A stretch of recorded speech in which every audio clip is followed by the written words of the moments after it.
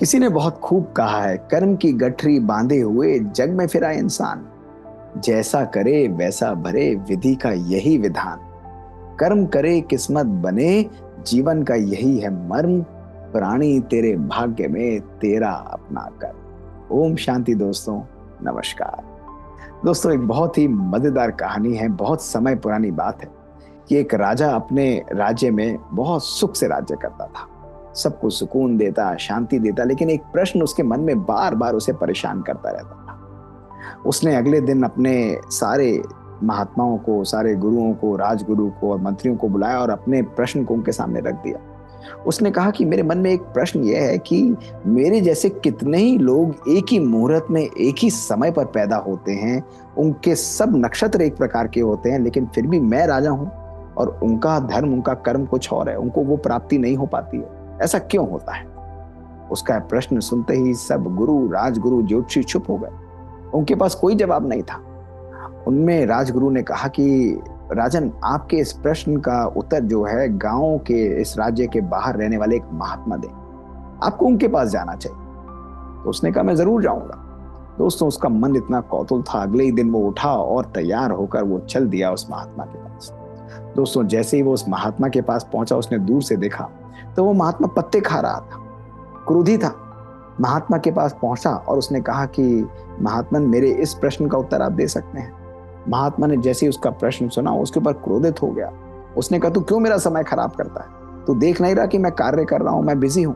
तू ऐसा कर, आगे जा, कुछ पल दूर जाएगा, एक और गांव में एक और महात्मा तुझे मिलेगा और वो तेरे प्रश्न का उत्तर देगा। राजा से रहा नहीं गया, उसको अपने प्रश्न का उत्तर चाहिए था और वो पुनः आगे चल दिया और वो दूसरे महात्मा के पास दूसरे गांव में पहुंचा। वहां उसने दूर से देखा, जिस महात्मा की उस पहले महात्मा ने बात की थी, वो तो मिट्टी खा रहा था।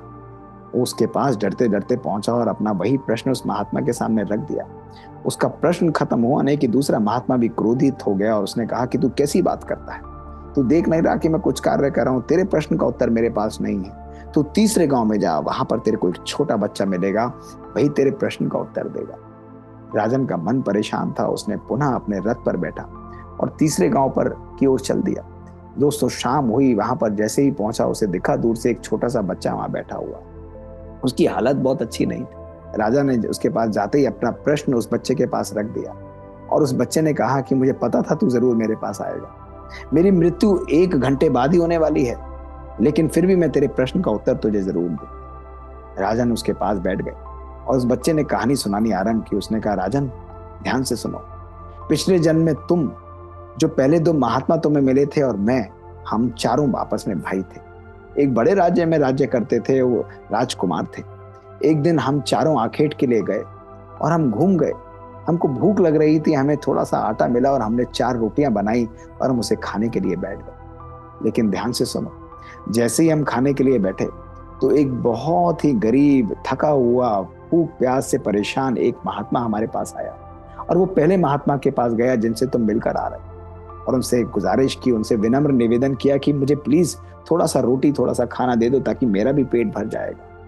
और उन्होंने एकदम गुस्से में बोल दिया कि अगर मैं तेरे को खाना दे दूंगा तो क्या मैं पत्ते खाऊंगा? और यह कहते ही वो अपना रोटी खा गया और उस महात्मा को वहां से उसने भगा दिया।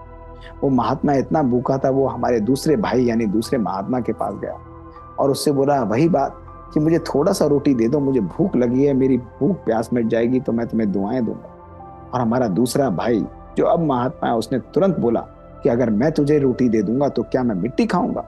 और ऐसा कहकर उसने अपनी रोटी खा ली और वो दुखी मन से वो महात्मा आगे चल दिया। राजन, वो फिर मेरे पास आया, जो अब मैं छोटे बच्चे के रूप में हूं। मैं भी अपनी रोटी खाने ही जा रहा था, उसने वही निवेदन मुझसे भी की और मैंने उसे क्रोधित होकर कह दिया कि अगर मैं तेरे को रोटी दे दूंगा तो क्या मैं भूखे मरूंगा? और ऐसा कहकर मैंने भी अपनी रोटी खा ली और वो मन महसूस कर राजन फिर आपके पास आया। आप बैठे हुए थे, आप अपनी रोटी खाने ही जा रहे थे, लेकिन जैसे ही उससे अपनी बात पुनः आपके सामने रखी तो आपका मन पसीज गया और आपने अपनी रोटी में से 3/4 रोटी उसे दे दी और 1/4 रोटी आपने खाई। उसको बैठकर अपने साथ खाना खिलाया, उसने अपनी दुआएं दी, उसने अपना हाथ आपके ऊपर रखा और आपको दुआएं देते हुए वहां से निकल गया। और राजन, फिर इस जन्म के अंदर अब आप देख रहे हैं कि जब मैंने और हम सब भाइयों ने दोबारा जन्म लिया तो हम में से एक भाई पत्ते खा रहा है एक भाई मिट्टी खा रहा है, मैं प्राण त्यागने वाला हूं और आज आप राजा बने हो। तो राजन, आज जो हम प्राप्त करते हैं वो हमारे समय, हमारे नक्षत्रों, हमारे गणों का खेल नहीं है, लेकिन वो हमारे कर्मों का खेल है। हमारे कर्म यदि श्रेष्ठ हैं तो वो कर्म हमें जरूर प्राप्ति कराते हैं, वो कर्म हमें जरूर फल दिलाते हैं, और यही कर्म जो है हमें श्रेष्ठता की ओर ले जाते हैं। राजन, सदा ध्यान रखना कि यदि तुम आम का बीज बोओगे तो उसमें से पपीता कभी नहीं निकल पाएगा। इसलिए जीवन में सदा श्रेष्ठ कर्म करना, यही श्रेष्ठ कर्म हमारे भाग्य की रेखाओं को भी परिवर्तन करने की शक्ति रखते हैं। दोस्तों, ये कहानी आज हम सबकी भी कहानी, जीवन के अंदर संवेदना का हो, दूसरों के लिए मर्म का हो, दूसरों के लिए अच्छी भावनाओं का रहो, हर एक की जीवन में मदद करना, दान देना, दोस्तों ये हमारे जीवन का अभिन्न अंग होना चाहिए। जब हमारे कर्म श्रेष्ठ होते हैं तो हम अनेकों अनेक लोगों की दुआओं को प्राप्त करते हैं। हमारा जीवन सुख और आनंद से परिपूर्ण हो जाता है दोस्तों, और जब हम आगे चलते हैं तो ये दुआओं का खजाना हमें हर परिस्थिति, हर कठिनाई से आगे उड़ा कर ले जाता है। राजा संतुष्ट था, उसको अपने प्रश्न का उत्तर मिल चुका था। वो खुशी खुशी अपने राज्य की ओर आया और उसने सुकर्म करते हुए अपने पूरे जीवन को दोस्तों व्यतीत किया। आज हमारे पास भी यही एक ऑप्शन है कि आज हम भी अपने जीवन को श्रेष्ठ बनाएं, सुकर्म करें, हर एक को सुकून और शांति दे दोस्तों। तो हमारे कर्म ही हमारे आने वाले जीवन को श्रेष्ठ बनाएंगे, हमारे भाग्य को संवार कर रख देंगे, कठिनाइयों से हमें सदा बचा कर रखेंगे। शुक्रिया दोस्तों। ओम शांति।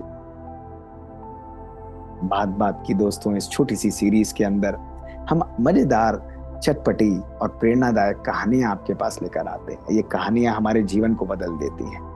यदि ऐसी कुछ कहानियां और किस्से आपके पास हैं तो हमें लिख कर भेजें।